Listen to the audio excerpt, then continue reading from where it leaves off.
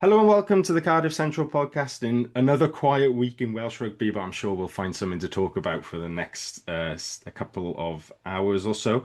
Cardiff fall at the final hurdle in the hunt for the URC playoff places. There's Jockey answering the call again with Wales, and this time takes Mellon with him to name a squad to tour Japan this summer. And there's a little known off-field story about a rare moment of turmoil in Welsh rugby.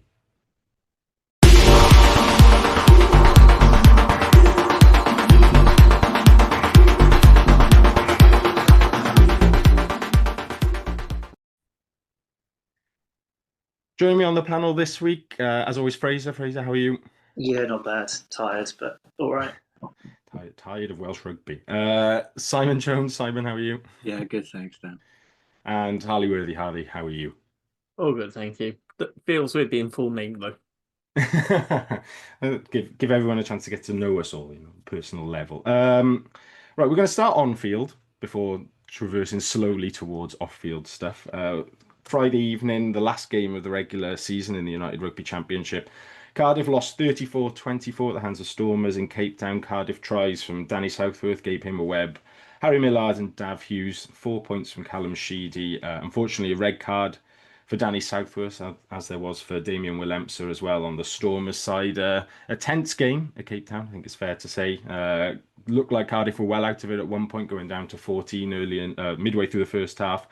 But Blue and Blacks battled back into it and kept it tight with two losing bonus points in the bag at one point until Sasha Feinberg and Gomazulu very childishly kicked a penalty with the last kick of the game to take it away from us. It wouldn't have mattered anyway, as results elsewhere went against us and we would have slipped out of the playoff places. But it means Cardiff finish ninth on the season, improvement on last season in terms of wins, points scored, and competition points as well. A couple of three-word thoughts on social media after the game. Reese on Twitter said, "We never gave up." Andrew on Facebook said, "Proud but gutted."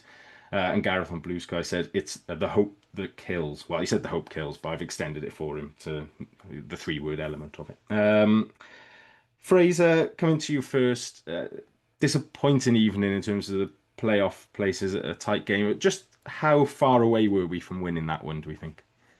It's hard to say, really. Obviously, the red card for Southworth at half an hour is a pretty big factor in affecting how we played.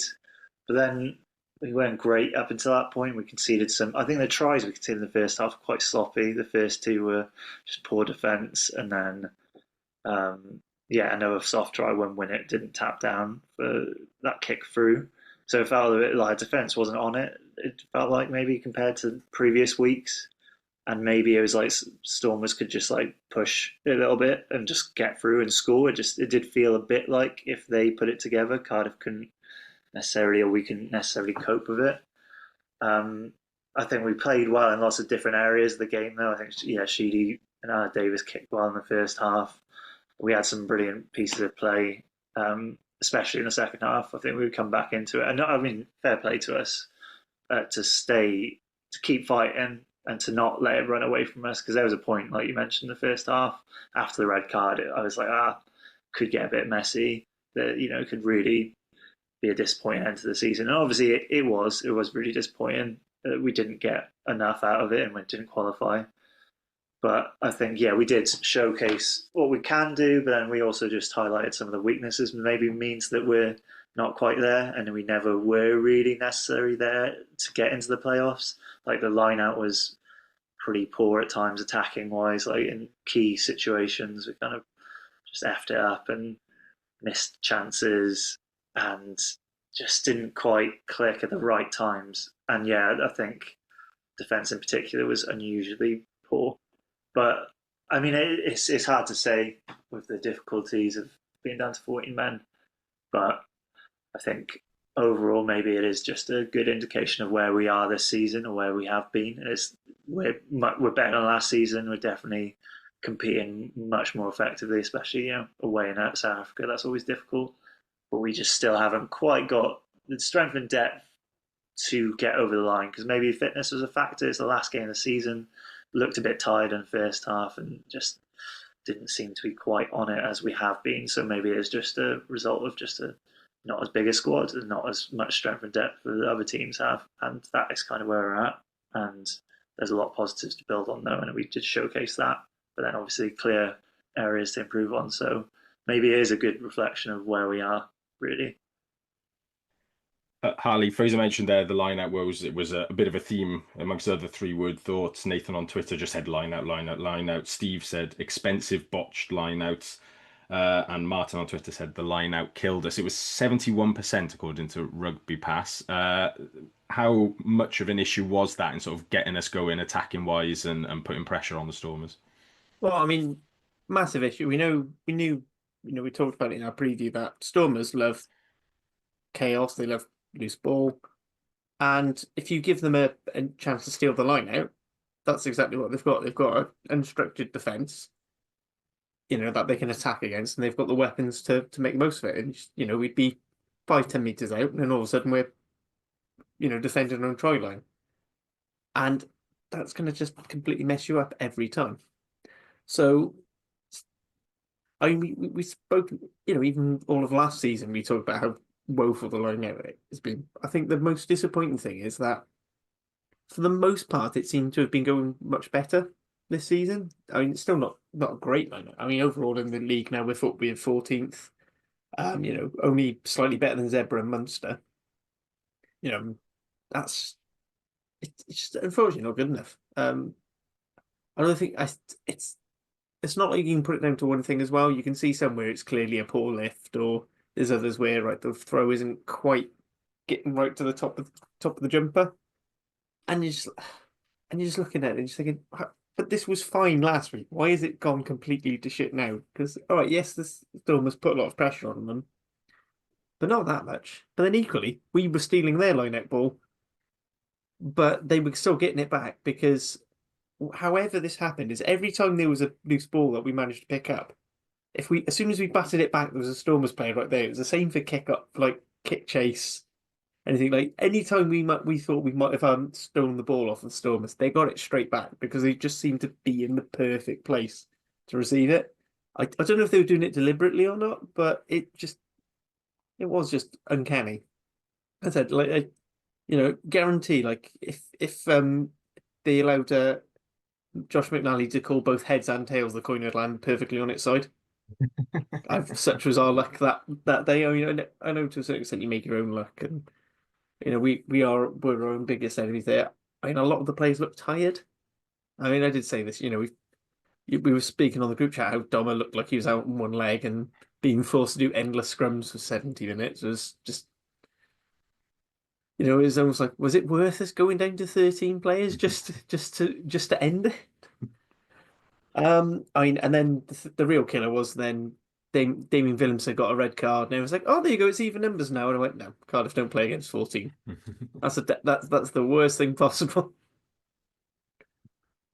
The red card, that it was the Stormers captain saying that he was passive. It just made me smile. I'm thinking, if that's passive, he's just like launched himself into his chin. I'm like, yeah, I don't think that's passive. Well, the referee subtle nod to the super sport people though, who played every other event other than the tackle during it. It was full French camera team vibes. Simon, on the refereeing, obviously that took 6 minutes to get to the red card. I think it was from the time it stopped. There was a couple of other sort of interesting moments as well. The Sheedy sort of non-conversion thing. I'm convinced that the 50-22 ahead of Stormers' first try, the phase starts in the Cardiff half and then moves backwards. A couple of other sort of things that went against us. The Stormers guy launching himself over the try line to slap the ball away as well. There was Glenn messaged us when asking for questions today. He just sort of said, I'm just not over the shambles of the TMO refereeing on Friday. I don't think any complaints with the Cardiff red card, but it was one where we just didn't quite get the rub of the green where we probably did from Mr. Jockey against Munster the other week.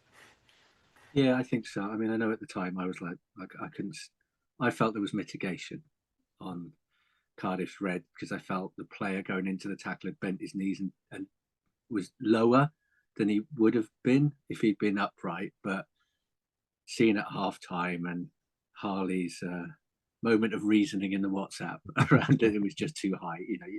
If you're tackling at that height, you risk just mistiming it. And that's what he did. He obviously was coming in to try and make a hit to prevent the ball kind of going out, and it was just mistimed. And you could see it, he was gutted. I mean, you just felt for him because he was absolutely gutted. I don't think there was malice or intent in it at all. I think it was just a timing thing. The other one, and I've watched it a couple of times, was the lead up to their first try where there was a clear out on Millard that was just a flying shoulder. I don't think it made head contact, but there was no arms in it to knock him out.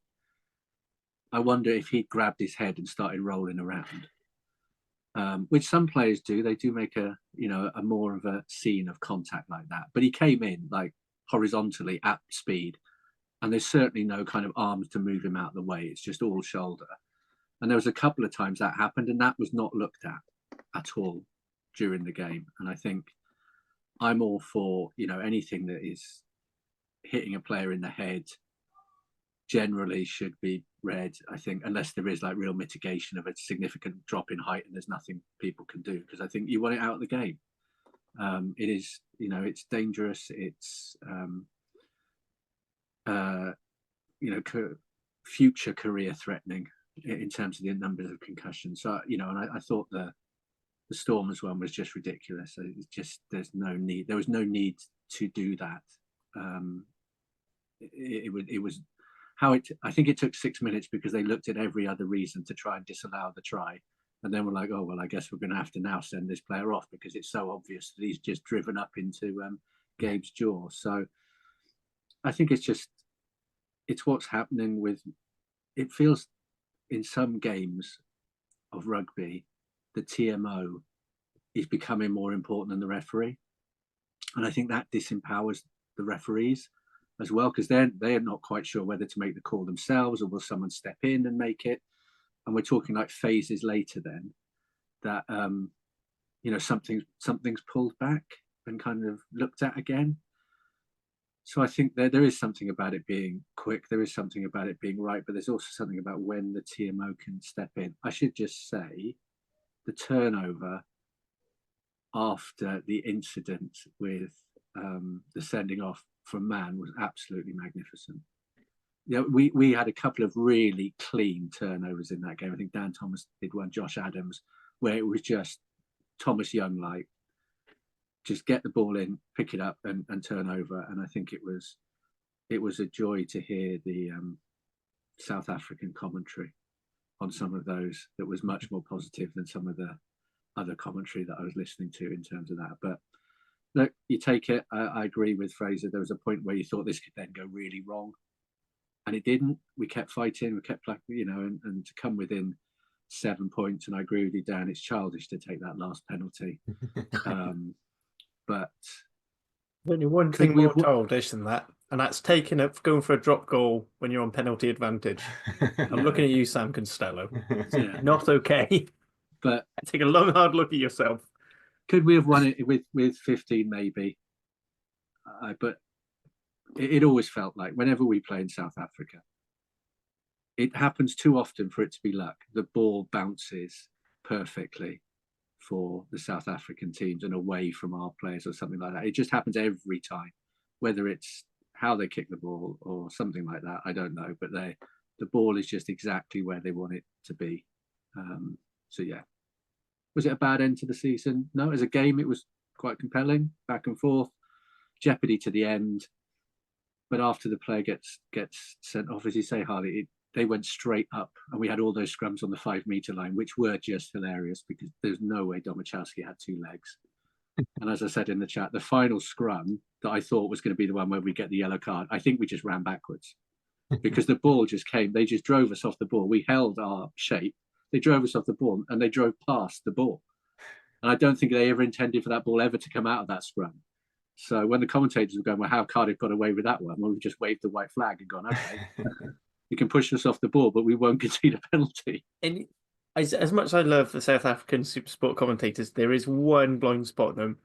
And I don't think, and they forget that it's not illegal to go backwards in a scrum.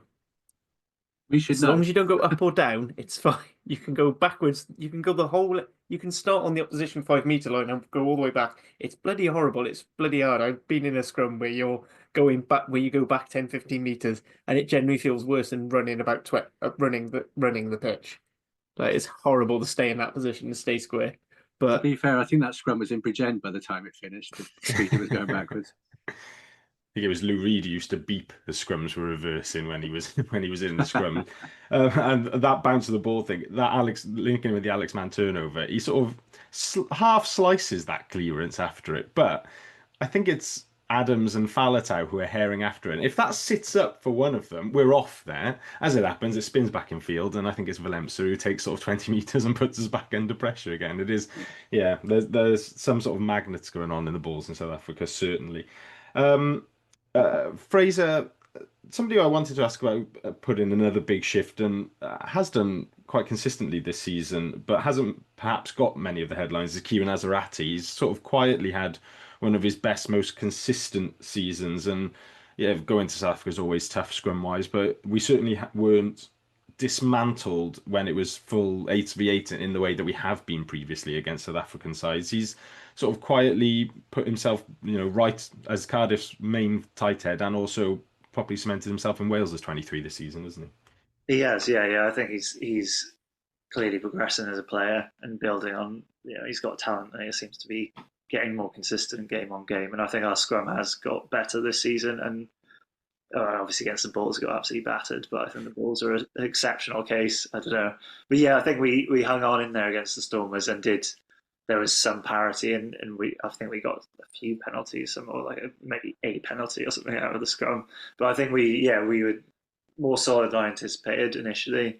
I was worried about just getting absolutely obliterated, and I think thanks to Azarati and Southworth when he was on, and Belcher. I didn't even like his stats according to the URC page.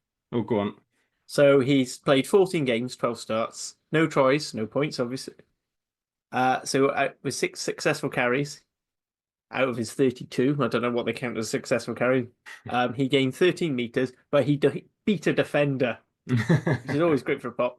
83% tackle success, so he made 100 and missed a few. He's won a turnover, lost a couple, 12 penalties, which for a prop, actually 12 only 12 penalties. That's less than one that's less than one a game. That's all right. Unsurprisingly, he's made no kicks. I like Alex Mann's kicking stats. Yeah, he's I don't know. certainly I mean, kicking on. haha. Was that a kicking? That was half intended.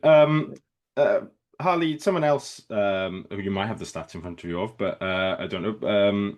I thought Callum Sheedy had his best tactical kicking performance of the season on Friday evening. In terms of his goal kicking has obviously been a big issue, but I think that's extended a little bit sometimes into the distance he gets off the boot and also when kicking for touch as well. But more often than not, he was finding green spaces in the backfield of the Stormers' defence on the weekend and put us into a couple of nice positions down in their 22 as well, I thought.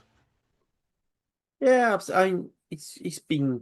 I said his on-field play. I said my main issue is at the start of the season his defence was a bit ropey. That seems to have tightened up. I don't know if that was just him getting used to the Mellon system more than anything, or we've adapted around him.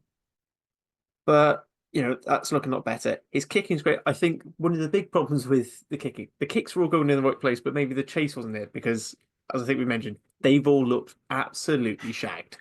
Like Cam Winnett looked like he was going to fall asleep in breaks and play.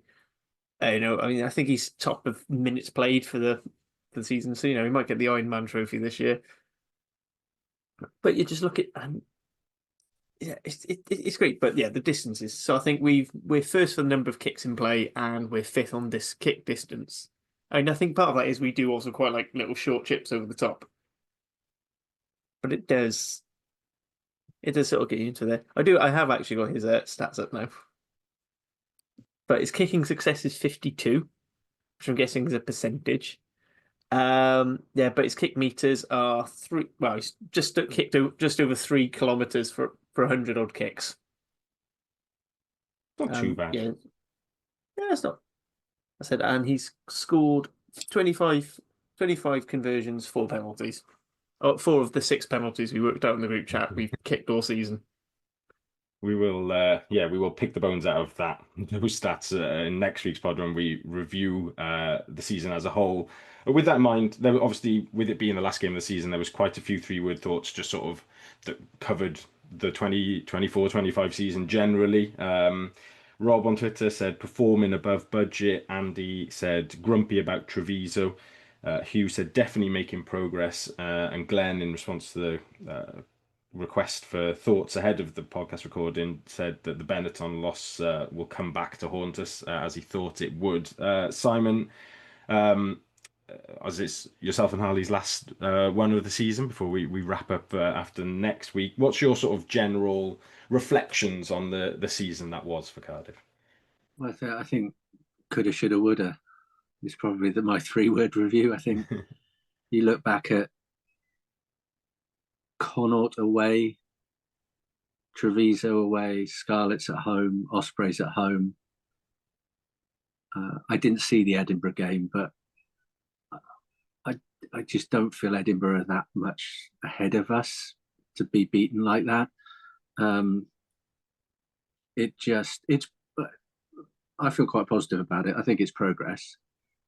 Regardless of where teams finish in the league ranking, we are the best Welsh side based on beating all the others. Let's celebrate the hubcap. But at the start of the season, all 4 sides, you'd expect us to be in the bottom of the league. For 2 to be realistically competing going into the last 2 games, the Scarlets to get in that top 8, the Ospreys to miss out probably due to losing to us, really, to not be in contention going to South Africa anyway. But I think it just shows a lot of grit, a lot of determination, a lot of working, kind of punching above our weight, really. So I think all the stats show that it's been a better season, points-wise, bonus points-wise, where we've ended up in the table. So I don't think you can really. We always knew that the restructure was going to, the rebirth, whatever, after COVID was going to be more than a 2-year job. I think going into administration probably makes it a longer job, but who knows? Considering that disruption, to come out off the back of that and get the 10 points against Ospreys and Munster was superb. To be in the fight against the Stormers, if it wasn't for the disappointment of we needed to win that last game, you'd probably go, actually, to almost take 2 points from the Stormers, you go, oh, well, I'd accept that. I'm quite happy going there and doing that. Didn't expect to get anything out of the Bulls particularly. Came close to getting 1. So I think there's plenty to build on. It's why I think it's important that we keep Jockey for next year. Because I think going back to the start, I've said it before, going back and starting all over again with a new coach and a new coaching setup, I think it would set us back again. But it's classic Cardiff. Some hugely brilliant things and then some hugely frustrating moments where you think, well, we're in the ascendancy here and we overthrow a line out or fail to score in the corner against 13 men. It just, progress, but I think probably Jockey and the players were thinking should have been more, which I don't think is a bad place to be. I don't think we should be satisfied with being 9th in the league. I think we've shown we can compete at that level with a few additions. So, should we be thinking of playoffs for next season, top 8 for next season? Why not? Although I would say, I think, some other sides have been way off this season. You look at where Ulster are, you look at where Munster have been, some of those sides have been really not. Connaught, that are usually competing for those top 8, haven't played well. So they'll want to grow next season. It's really interesting in terms of where Irish rugby is as well. We always concentrate on our own melodramas because there are many in Wales. But Ulster missing out, Connaught missing out, Munster getting in, on the last day, really. It's not I'd be really interested to know what Irish fans are thinking about that structure, because it doesn't seem as strong as we are led to believe. But who are we to say that? We're a Cardiff podcast. Ninth will do. Harley, similar question to you. What's your sort of take on the season as a whole? So I think when me, you, and Carwin were talking about previews for the season, the big one was trying to turn some of those narrow losses into wins, and I think we've clearly done that. We've gone from 4 wins to 9, or 8 even, 8 in a draw. So that's good. The attack started to look better. The defense been a bit shaky. I think the thing that I'm sort of disappointed in is that we sort of went, instead of narrowing losing games, we either won them quite narrowly, or we got tonked, and we basically, so yes, we've got 10 try bonus points this season. So I think only Leinster Stormers and possibly the Bulls have more, and then Glasgow have the same as this one, 10. Which is great, but then we've only got 3 losing bonus points out of the 9 games we lost, and that feels like we're almost going so all out in attack that we're forgetting the defense side of things and making sure that we stay in games a bit better. I mean, some touched on it, but that Edinburgh game, I don't know if it was just because it was getting towards the end of a really tough, really long block where we had double derbies and Glasgow and trying to do right about that zebra result from the previous season. It, the form dipped. I think also it was just before the Autumn International, so we did have a few players forced, on Wales rest. But that was this point. And then games like we should think. And then I was looking through point scores, and actually something Steve of this parish brought up and said we only scored something like 18 points fewer than the Scarlets, but we scored 13 more tries. And that's just testament to how bad the goal kicking. And then we went down the rabbit hole and worked out our team goal kicking percentage of the season is about 60% for just for conversions, because I don't know how many missed penalties we've had. But you just look at it and go, so I'm really proud we got 9th, which is a huge improvement, and it shows we're there and we should be competing. And it's we lost on basically having the exact opposite of what happened to the Ospreys last season, where they had every result goal the way we had every result goal the way we didn't want it to. I'm actually surprised Benetton Munster didn't finish as a 3-3 try bonus point draw, just to really put the boot on us and put us down into 10th. But as much as I'm proud, I'm still looking at some of those games and just thinking we should have won. We should have had better. And I think particularly as well, Europe, I'm really disappointed with our Challenge Cup campaign. I think there's a bit too much resting and rotating, maybe. And with the Connacht game, I felt like we didn't learn, because we played them 3 times and we lost all 3. And I don't think necessarily we got better. I feel like we've just stayed the same. And Connacht have been a pretty inconsistent NAF team. It's taken Bundyaki to save them a couple of times. But all I was going to say, the point about conversions is really important, because some of those conversions missed came at games at points where we land the conversion, suddenly the crowd are up or the crowd are getting nervous, and then it's like pressure's on. But you miss them, and then that flattens the crowd as well, because it's like, we could be within 7 points or within 5 or within 3, and it's all right, okay, now we're going to have to go again. So it has an effect on how the fans engage as well. And I think thinking of when it'd be interesting this is just me thinking about it without having any facts to it. It felt like a few of them were at crucial points in games where if we'd landed it, suddenly the opposition are like, it's getting tight now, but we missed it and gave them a bit of breathing space. So that whatever happens, that's got to be resolved next year, either by doing what Gabe did on Saturday and actually trying to get closer to the posts. That was another cheap shot as well. There was no way that they died at the same time. I think he hit him with his knee. But there's a few where we just score tries out wide.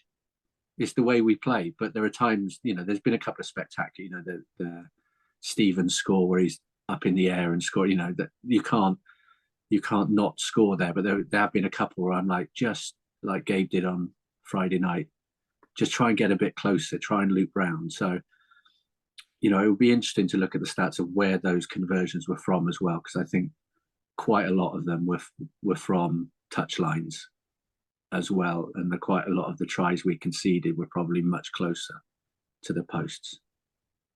It's quite weird looking at the URC stats. I mean, another point of it is I think the stats are used to rank them are awful, but we're ranked 15th for attack. Which, when you think about what everything's saying, if you look at the URC stats table, we're ranked as 15th. And it's basically because we seem to beat fewer defenders, make fewer line breaks. But I think a big part of that is because Jockey's made us into very much an off-ball team, and we're very happy kicking the ball away, defending, which is why our defence and kicking stats are a bit higher. But I mean, just to sort of hide how much this not kicking our conversions changes it. We are sort of 8th for tries scored. Right, and sort of the average tries we score 3.5 tries a game, and then basically all the teams that you'd expect to score more than this. But for points scored, I think it's only Zebra, Dragons, and Benetton who score fewer points per game than us.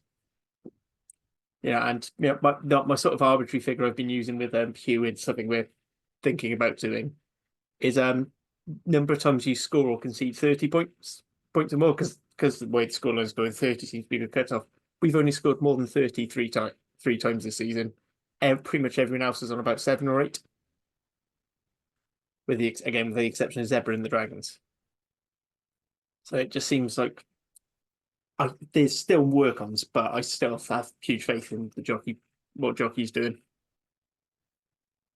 Good stuff. Cheers, gents. The only other sort of on-field bit or more rugby department bit that was mentioned about in questions or thoughts this week was Ben on Twitter, who asked how long before a leavers list / more new signings come along. I guess the answer to that is, how long is a piece of string, Ben, to be honest. I suspect after the news has come out over the last few days, the smart PR move for Cardiff is to sort of sit quietly in the background for a little bit before starting announcing a raft of signings. But I don't know, maybe if we really feel like casting some bait out, we'll just chuck a massive new marquee New Zealander out there or something like that at this moment. But I imagine it'll be another summer of sort of bits and pieces rather than being organised. I suspect there's still plenty of chat going on in the background with players over contracts and new signings. So I wouldn't necessarily anticipate anything immediately. I suspect we'll hear sort of dribs and drabs over the next few weeks on that front. Next on the pod then, I mentioned it last week, but all of us at Cardiff Central Pod were sad to hear the passing of Claire O'Shea sort of last weekend. Claire was a huge Cardiff fan and a board member of CF10, who in her professional life headed up Hub Cymru Africa, Wales's leading international development and global solidarity organisation. And then in her private life, she suffered a poor experience with the NHS after a lump in her abdomen was initially misdiagnosed as IBS before, well over a year later, was correctly diagnosed as a rare form of gynecological cancer. Despite battling that, she set up Claire's campaign, which raises awareness around the poor levels of recognition of gynecological cancer among women.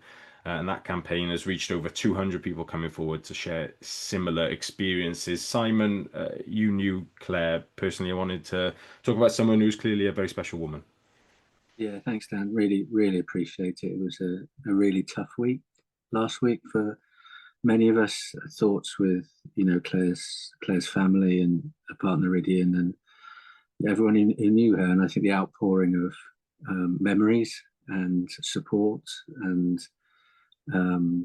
just grief really shows how much she meant to everyone who knew her. I'd first met Claire outside Trevor Brennan's bar in Toulouse, drinking baby Guinnesses in the times when I would drink, and we travelled to many away games after that, including using some of Claire's French to get us back from Racing's ground when we beat them in the first game of the European Cup one year. I think I'm still trying to work out how Felice scored a try in that game, because even on replays we can't. But and then we've been to Leicester and Harlequins and even Swansea together, and there were four of us that all had season tickets on the South Terrace. Spent a lot of time together. Often putting the world to rights and having a gossip and a chat about politics and life and rugby, and there'd be a rugby match going on incidentally in the background, and every so often we turn around and Cardiff would have knocked on or something would have happened. So yeah, we're gonna miss her hugely. It's difficult to put into words how much she'll be missed by those who knew her. As you say, Dan, just a campaigner by instinct on a wide range of issues. She was also on the board of Samaritans Cymru, had her own familial experience with suicide, and just a huge heart, always up for a laugh, always a wicked sense of humour. And even, you know, after the diagnosis, which was horrendous, how she was treated and her experience of that, to put together Claire's campaign to raise the profile of not necessarily what happened to her, but use her story to raise the profile for others, to ensure that other women who experience poor treatment around gynecological cancers could have a platform to discuss that. And the, you know, evidence she gave to the Senedd around these just shows the strength of character and her determination for this not to be about her, but to be about righting the wrong that happened to her and making sure it didn't happen to others. It's incredible, really. So, you know, to get the news last week that sadly she'd lost her fight. I know she'd want us to grieve, but she'd also want us to get on with our lives and get on with enjoying it. And, you know, it was strange when you, Dan, put something out on social about Lloyd Williams joining Worcester. Lloyd Williams was one of Claire's favourite players, and I went, oh, I must, you know, message Claire about that. I was like, oh no, you know, it's just strange how things happen and come up, and you realise that you know that person isn't there anymore. So yeah, thoughts with all of friends and family. You can kind of look up Claire's campaign. I know times are tight. If you've got if you can make a donation to it, it's done some fantastic work. And yeah, I'm sure at the start of the season, me, Howell and Greg will have our own little toast on the South Terrace to her. But yeah, really difficult week, and yeah, she'll be hugely missed for the way she was as a person. So thanks, Dan. Really appreciate the opportunity to just talk a bit about it. That was lovely. Thank you for sharing that, Simon. Yeah, if you want to find out more about the campaign, the website is clairescampaign.cymru, and they're on Instagram as well, Claire's Campaign Cymru. Just echo what Simon said from all of us at the podcast Thoughts with her family and friends. Claire O'Shea, who passed away aged 42 last week. At this point of the pod, then, if before we get into the off-field PRA stuff, which obviously nobody will enjoy listening to, if you are listening to what you're enjoying what you're listening to, please give us a like and a subscribe on whatever podcast platform you're on. If you're watching us on YouTube, like the video and subscribe to the channel. The guys on the Rap Harley included went very in depth on all the PRA shenanigans that have taken place over the weekend. It's good to hear input from all four clubs and sort of what everyone's thinking in one place. And I'm sure everybody will be covering it on their respective club podcasts this week. The SRC final on the weekend as well. The SRC guys will be covering all of that and the fallout from the first season of that competition. The URC Rewind guys will plough on into the playoffs, no doubt. A couple of tasty looking quarterfinals there, including Scarlet's heading to Leinster, of course. And I suspect the Women's Rugby Pod will be returning at some point over the summer now as the Rugby World Cup appears on the horizon.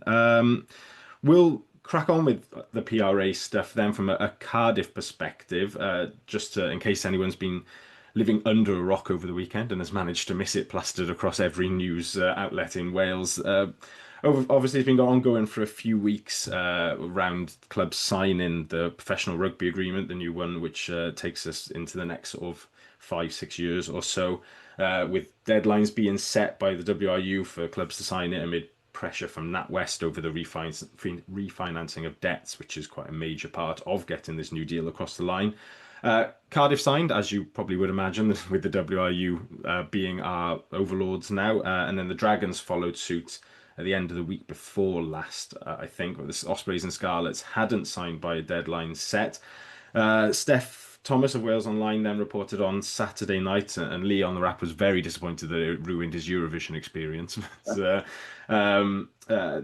notice has now been served on those two clubs who are still on the old PRA, and that Steph was reporting the WRU had agreed at the board meeting on Friday to cut a region. The WRU on Sunday morning put out their own statement in which they sort of intimated they had no idea what the next step was in all reality. But the major quote was that the system will not return to the model of 4 evenly funded clubs. Fraser, from a Cardiff perspective, I guess, sort of sitting here under the wing of the WRU, not almost sort of not directly involved in this, despite it being an all Welsh rugby issue. How do we sort of feel watching this all play out? I mean, I feel quite like, I mean, it's like Groundhog Day. I don't know. It just feels really sad to hear it all again. And like, no, we were talking about this PRA for fucking ages. There's been so many announcements. I think we made jokes about the announcement will be made soon. It's that those kind of things have been happening, and then for this to happen, it feels quite inevitable, which is sad. It's just like, oh, of course, this is all come about. But I think that my main gripe as a Welsh rugby fan and a Cardiff fan, obviously, is just I think the communication has been so like contradictory a lot of the time and just like haphazard. I don't know who the communications officer of the WRU is or the press officer, but it just feels like the information fed to the public has changed quite drastically. And I guess that depends on what information WRU are getting from their banks and all that kind of stuff. But I just feel like it's not been very cohesive or responsible. And I think the latest article from Wales Online was quite like, oh my God, what's happening? This is going to cut a region immediately. It was all quite like sensationalist. And obviously that doesn't help things either, because then people react in a dramatic way, which then people get in arguments and start shouting at each other, and it causes more eruptions in an already like fraught situation. So I think there's been a lack of like responsibility from the Welsh rugby media to try and like calm things down, because we want to work together in like a really difficult financial situation to hopefully have as best parity between 4 regions as possible. Because I know the pod overall supports 4 regions as a thing, and as do I, and that's what I'd love to continue happening. And I don't know, it's just I don't know what the fuck's going on, and I don't think WRU necessarily know at this point. And I just think not knowing why they don't know. It's like, why is it so chaotic? Like, try and explain it to us, try and give us an insight into why it's so confusing or why there are sticking points. I know you can't go into full details of the reasons, but it just feels like we're kind of kept in the dark, or there's suddenly an announcement. It's like, this is going to happen and that doesn't happen. So it's just really, the communication has just left me quite confused. And obviously, we are beholden to the WRU now due to circumstance, so we can't really do much about it. But I'd just like there to be more cohesive dialogue and press releases, and like a unity and cohesion around what's happening and the narrative, because it's just quite confusing and sad to constantly have to witness week on week. Yeah. The cynic in me would suggest that the WRU creating confusion is probably part of their strategy to sort of deflect from the fact they don't really know what they're doing. But kind of shit. yeah. Harley, you spoke well on the Wrap on it was Monday night when you recorded it. I thought one point you made was very true around, there's all these calls for sort of equal funding, but actually, is that possible to achieve when Cardiff are owned by the WRU? Obviously, the PRA says that the benefactors have to put in a certain amount of money to cover losses or top up budgets, etc. And that if the WRU are our benefactor and put that money into us as well as the payments they're making as part of the PRA, we get more money off them. If they reduce our money or give that same amount of money then to the other 3 clubs who have benefactors, they get more money than us. So there is very little opportunity for equity there. But I guess my question is to sort of play devil's advocate for Cardiff fans who obviously want the best for us, is that should we be perhaps prepared to receive less as a club that has gone into administration and are now WRU owned? Is that should, it well, obviously wasn't our fault, despite what some people on social media may be trying to claim that the Health and Capital just decided not to pay, but is there still maybe an element that suggests that we've sort of got away scot-free a little bit with going into administration, and that we should therefore be prepared to take a couple of years of being less funded under the WRU? I mean, it's certainly, as a, again, going with the devil's advocate, because personally, I just think I mean, we could argue there's fine if you're making those payments up to basically cover what we're already on. Well, we're doing quite all right with it, so let's go, go for that.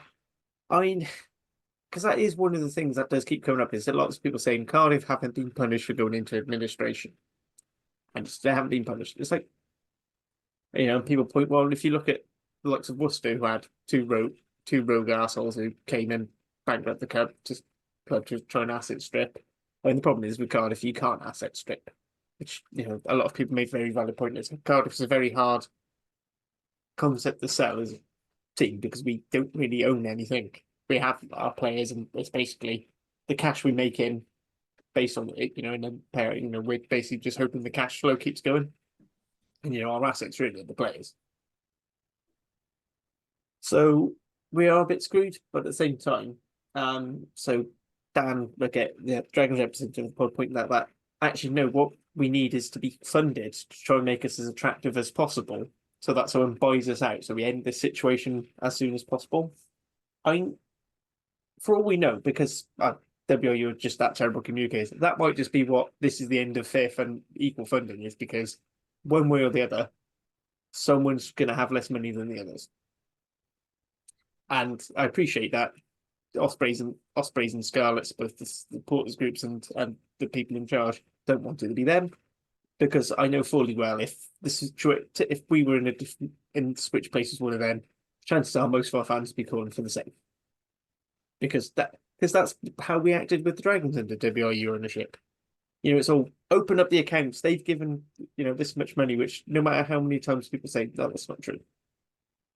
They basically paid their thing of paying the ground rent or whatever, and that was it. It's their responsibility. That I mean, Abby Tierney came out on that Scrum 5 interview when we first got bought under WRU control, said this is what we expect to be paying. So they seem to know roughly what the figures are, and so I do wonder, because this has been going on for months, and the other regions must have known we were in trouble.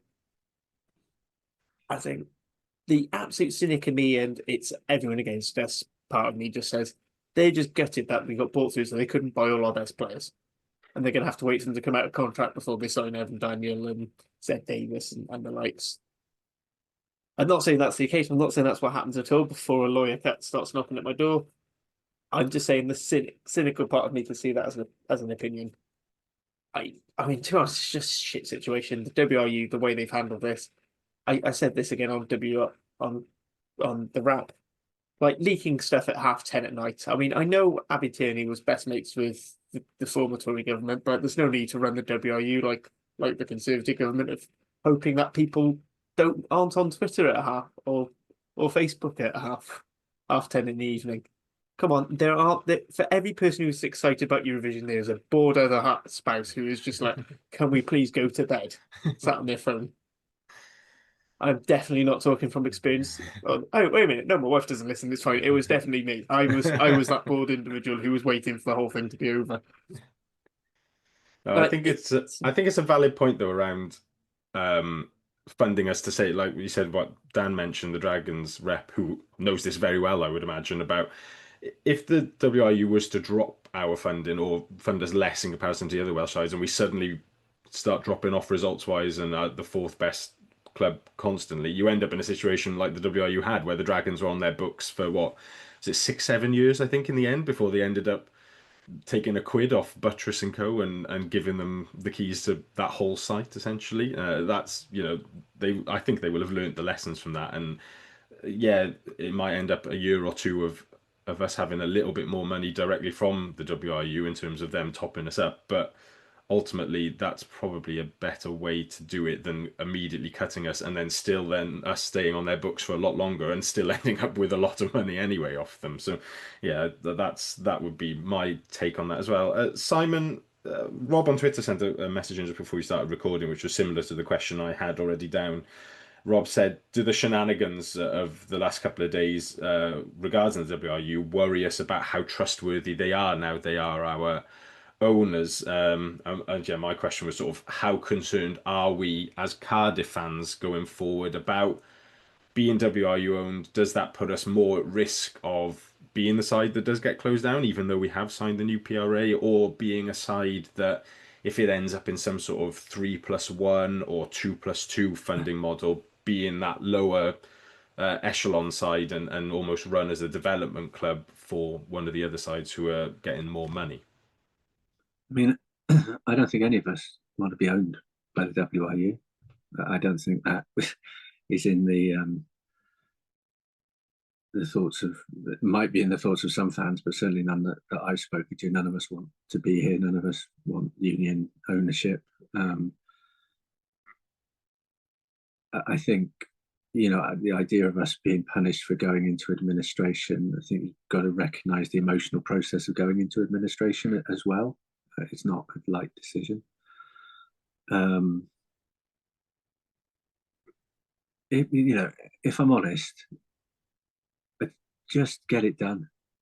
Whatever the union want to do, just get it done, so we can either move forward or back, and everyone knows where they are. That's just how I feel about it. To take Fraser's point, we've gone round and round on this, backwards and forwards, 4, 3, 2+2, 3+1. I just feel exhausted by it to a certain extent, and just whatever the game plan is now, just do it. And if it's Cardiff, yeah, will I be happy about it? No, but it's done, and that decision is made. And I think now those in a position of decision making within the union need to just make a decision. We can't go back in 12 months' time, 18 months' time to go, well, what's the ideal number? I think probably behind the scenes, finances have changed. I think maybe the agreements around the loan have changed.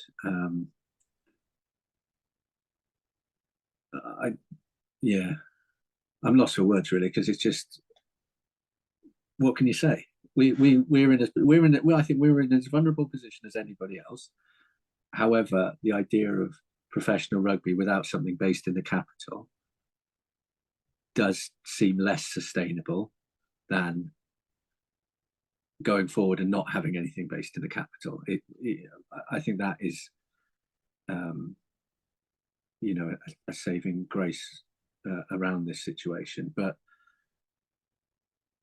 the not signing of the PRA,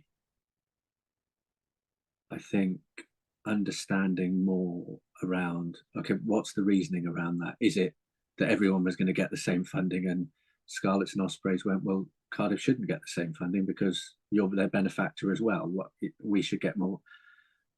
It's led to a situation where it now threatens all of it rather than a little bit of it. And I think I've seen plenty, although I'm not on X anymore, and I'm glad I'm not, that we're being blamed for this situation. It's because of Cardiff. Cardiff should be the one to go under. And then in the same breath, people going, you've got to think about the jobs and the players at the other clubs. It is competitive. It's a horrible situation for all professional organisations to be in. I think a decision's just got to be made, whatever that decision is. It's probably not going to make everybody happy.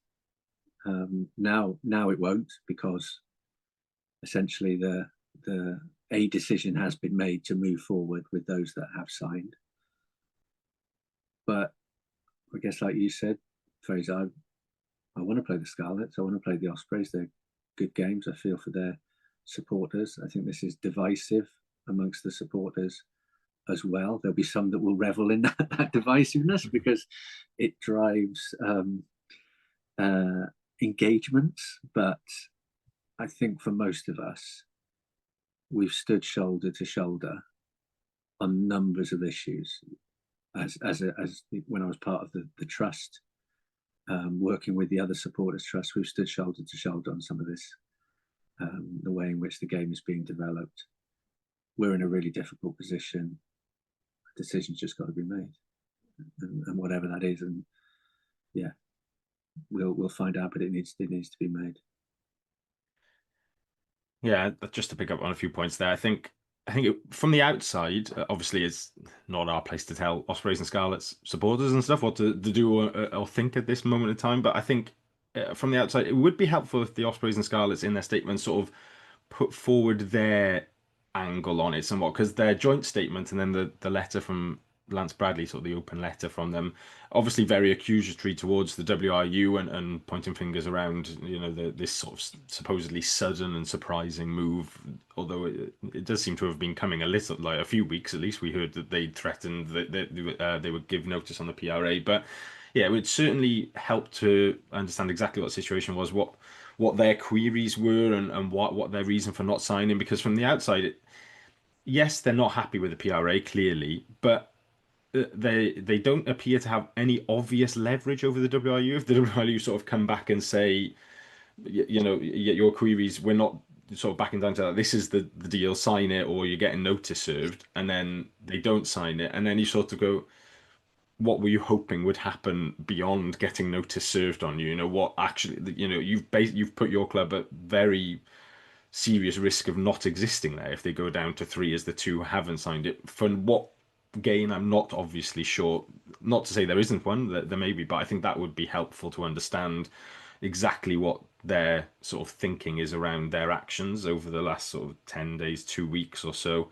And then just from a Cardiff point of view moving forward, Rob also asked a question on Twitter around sort of, do we think we're supposedly on more money now, us and the Dragons, as signing up to the new PRA. Do we think we'll spend up to that money? I think it was Ben James did a piece on Wales Online that mentioned a couple of the numbers. So the suggestion is that we'll receive £6.5 million worth of funding from the WRU, or payments from the WRU, next season, up from 4.5 million. That'll be broken down into 5.1 million as a base player budget. Then there's £800,000 ish worth of debt repayments against the £6 million that we already owe, which I think is quite a good figure. Shows that 6 million should come down relatively quickly if that were to continue.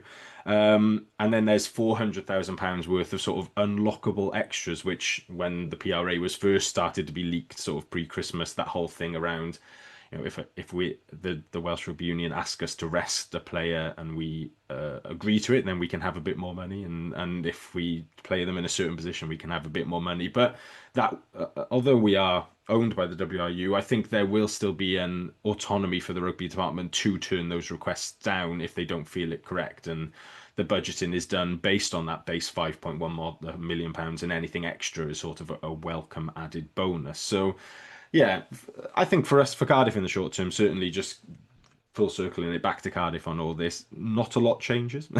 We still crack on with trying to get back in private ownership. I think that becomes more of a priority now, certainly, just to get a proper voice around the PRA table, because obviously our voice at the moment is, or PRB table, our voice at the moment is a WRU angled voice. But yeah, hopefully we can continue building what we've started to build on the field over the last 2 years across the next couple of years. I think as well, Dan, Also, if there was a really good Glad blog that came out today, just kind of trying to pull everything apart. And if as was in that means that the loan isn't taken off the other 2 sides, the West Wales side, that's a real issue. That's a real concern in terms of the financial stability of those sides. And it isn't.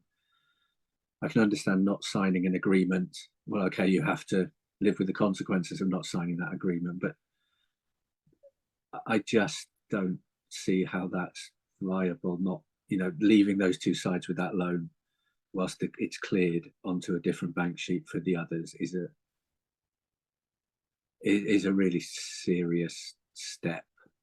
I think I could see a situation whereby the union goes, okay, we're going to fund you slightly less, but we'll take your loan anyway, but we won't give you as much back. The indication of maybe not taking that loan off them at all. I don't know. There's a bit of me that's just uncomfortable with that thing. So I don't think that's finding a solution. I think that's going, well, you two have signed. Here you go. You can have that. The other two just, struggle on. There's something that just doesn't sit comfortably about that. The extent of that approach. I don't think that's finding a solution to this. I think that's, just doesn't. I don't know why. Well, I do know why. It just doesn't seem particularly fair in terms of the loan agreement and what that means. Yeah, it comes back to the fact that they shouldn't have put it on us in the first place, really, absolutely. Absolutely. I mean, for me, the sticking point with that loan thing is apparently the NatWest terms for refinancing this loan are based on all four sides signing that PRA because of the way the model works for the funding. They basically don't want it that surplus profit goes to the region. So, it's that boom or bust thing that we've been complaining about for years, which sounded really good at the time and now it's went completely to shit because of COVID. And it's like, well, will we actually get much more funding? Because if the WRU can't refinance that loan, that seems to be the big predicator of what all these new funding changes are. Unless they're looking at a way to fund the Dragons and Cardiff for signing it because we signed the document thing, or does that make the PRA completely null and void because it needs all five party signatures? That's the thing that would be quite interesting. I think the way that will happen, and this is just based on what people have said about the old PRA and the new one and the need to refinance the debt. I think the WRU will take the loan back off the Scarlets and Ospreys balance sheet and onto their own. But I think what they'll then do is basically the old PRA, the reason they had to refinance it is that the money element of it that the WRU paid the professional clubs there wasn't much sort of secured money. It was all around, if we make profit, we'll split that between you, but if we make a loss, we'll take that, we won't give you as much money. So I think with those two clubs on the old PRA, basically they'll take the debt off them, and then that debt will be seen as a loss by the WRU. So the payments that go to them, they'll effectively be financial clawbacks. So those clubs will be paying it via those financial clawbacks, but the money won't sit on their balance sheet. Is how I imagine it goes. And Simon, that your point is still absolutely correct.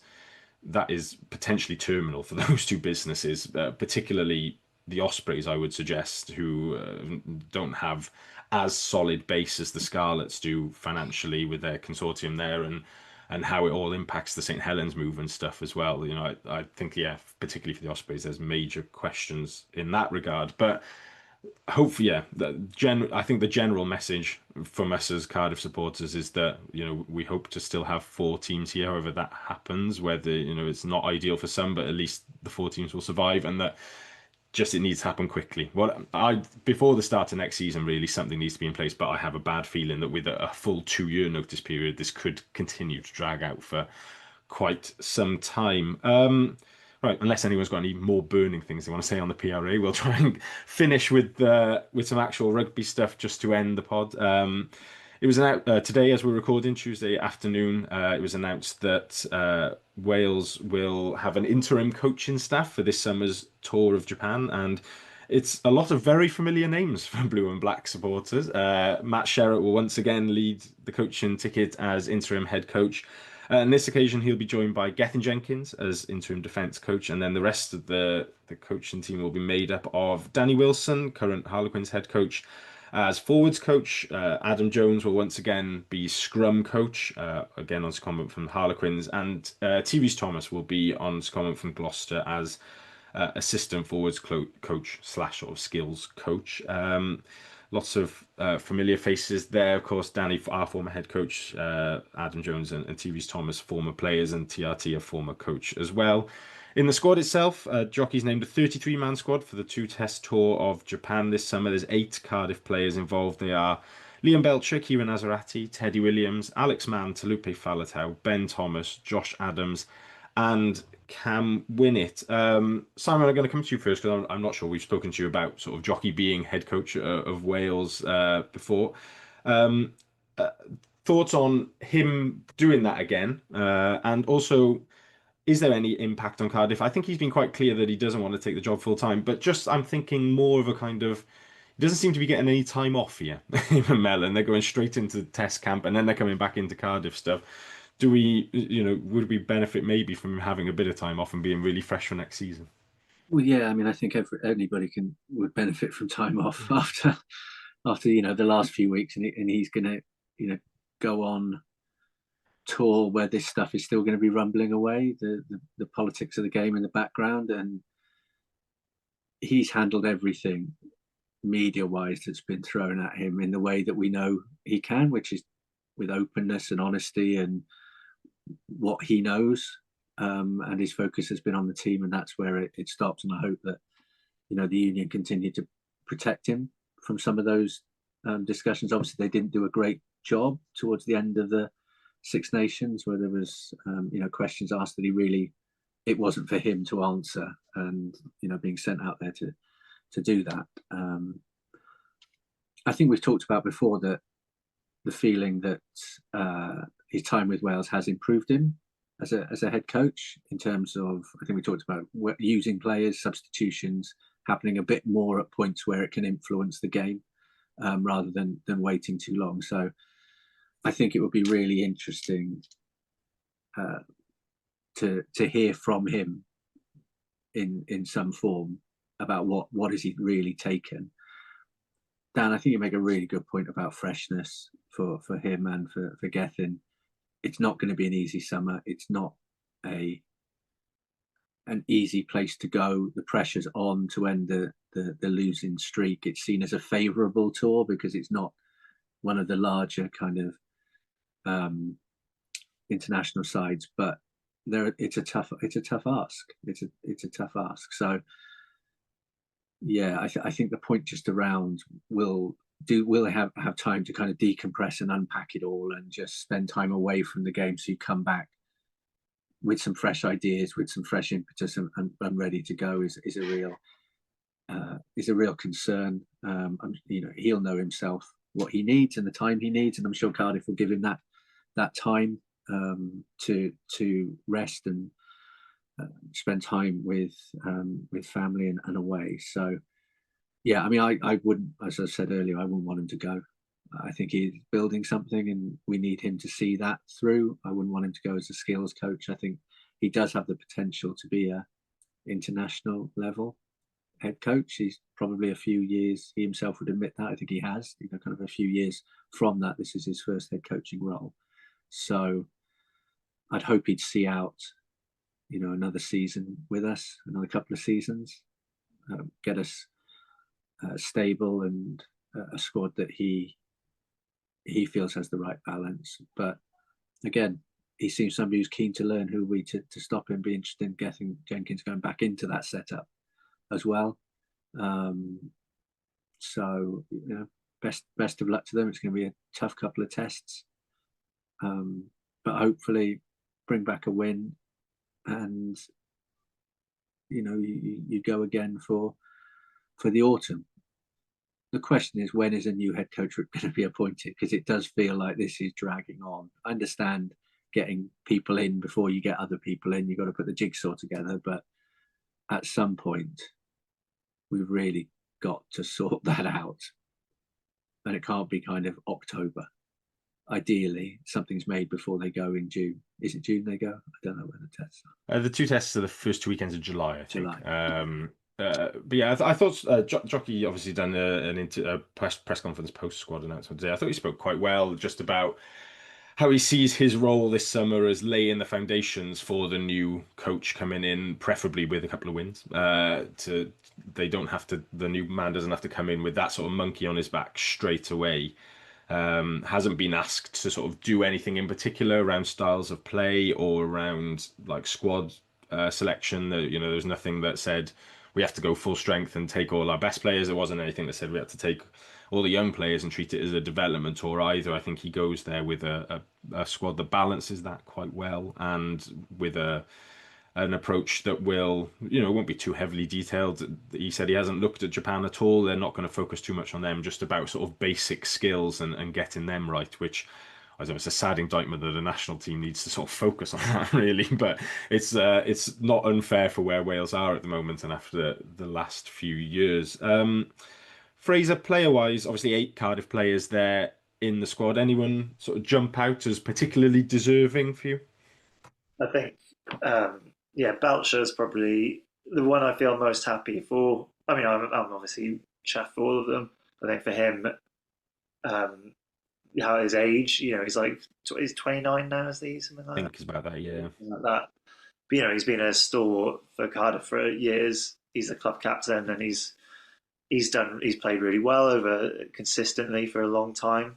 I was a bit surprised he was in the squad, but but I'm very happy for him, and I think it's something that I think he would be so proud to have attained that. I think it's a real, because I can't see him necessarily staying in the Wales squad for years to come, but to have the opportunity to go to Japan with Wales and represent his country, I'm sure he's going to be absolutely delighted, and I think he's very deserving. It, he's the club captain for Cardiff. I imagine he's going there for like a morale and a kind of atmosphere kind of thing as well for the squad.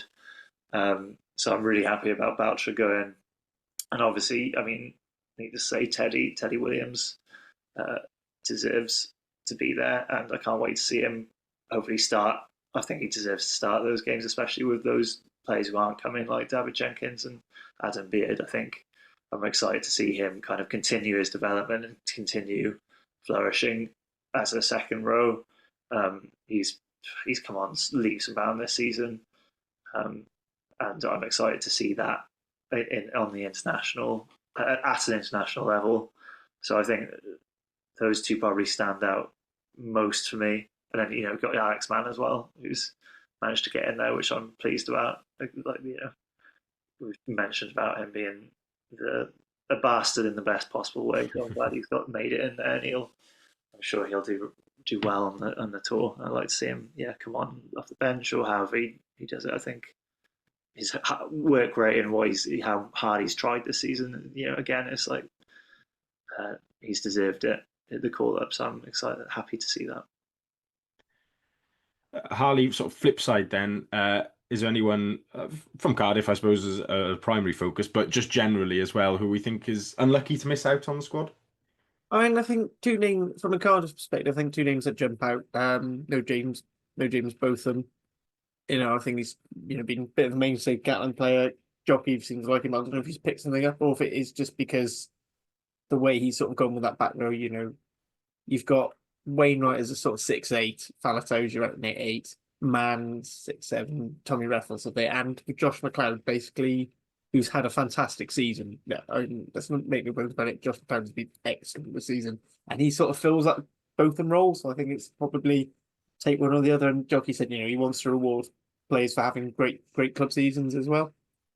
And it also gives both them a bit of a chance for the rest. He's had a bit of a he's been sort of falling in that typical Cardiff back rower trope of getting injured for Wales duty, just about getting club fit, then getting knackered again on Wales duty. So that'd be good. I know a lot of people calling for Katie Paymer-Webb, who I think if he'd been called up, I would have said absolutely deserved. But equally, if you look at how Jockey, as we keep talking about how Jockey likes his wings, I feel like Keelan Giles and having Blair Murray is that, they're probably the better choice at left wing. And then if you're going to give Max Page some game time, he could, he'd probably be the better deputy for Adams with an eye to the future and his 13 cover. Here it is. We've almost gone to what is essentially a World Cup squad because it's only the 2 games. I say that's about. I'm surprised someone like Gary Davis didn't get a nod with the scrum halves. Well, I don't know if he just didn't want to, but I mean, Ruben Morgan Williams certainly. But I said this is a squad where I have no issue with any player who's in there. Really, I think every single player's deserved it. I mean, I did raise an eyebrow at seeing Chris Coleman's name in there.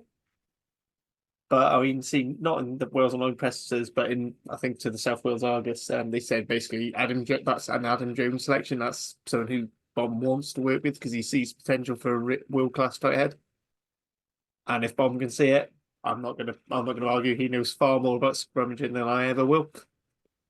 Yeah, I think other than that, Ellis Me maybe slightly unlucky, but as I said, I think with the way Jockey's gone, he's sort of gone for Max Page, that versatile option, and then you don't really have a space then for another back three.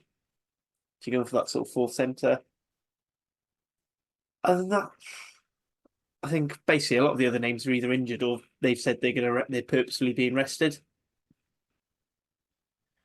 Yeah, I think on the Game Haber Web one, there was a couple of comments on social media immediately after the squad from a few Cardiff fans who sort of decided that must mean he's off to England this summer. But like you said, Harley, I don't think he was ever nailed on for the squad necessarily. He's had a great end to the season. Don't get me wrong, we've all seen how good he's been. But there's a relatively settled nature to that back three. Tom Rogers has been there a lot. Blair Murray was obviously excellent in the Six Nations, was closer to Lions selection probably than Wales selection. And then Max Page has been the breakout and has got the versatility about him. Josh Adams is continuously world class whenever he's fit. So, yeah, there wasn't an obvious spot for Gabe Himmelwebb in there with Giles being your nippier left winger and then Ellis Me also being there or thereabouts. Rio Dyer, somebody who has had a major fall off, but is could still have been considered for selection, having been one of the better players last calendar year for Wales.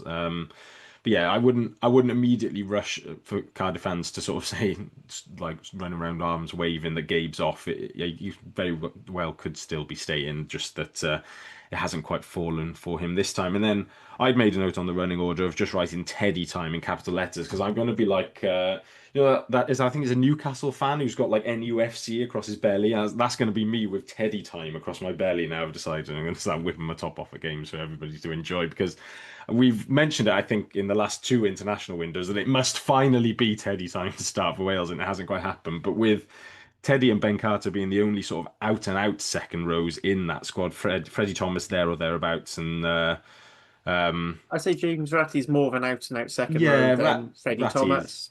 Ratty, but they're both sort of there's all you can put them in 4-6 if you want to in that category as well. But it's got to be time for Teddy to start, and you'd think he probably goes out there looking at the four of those locks as the primary line-out caller as well. I would imagine. Carter perhaps has done it for the Dragons, but I'd put Teddy as a better line-out forward than Carter. I think typically when he's been fit, it's been George Knott or Matthew Screech who's done line-out calls for. I think actually Wainwright's probably done a little bit. Yeah, because obviously Carter's been out a while.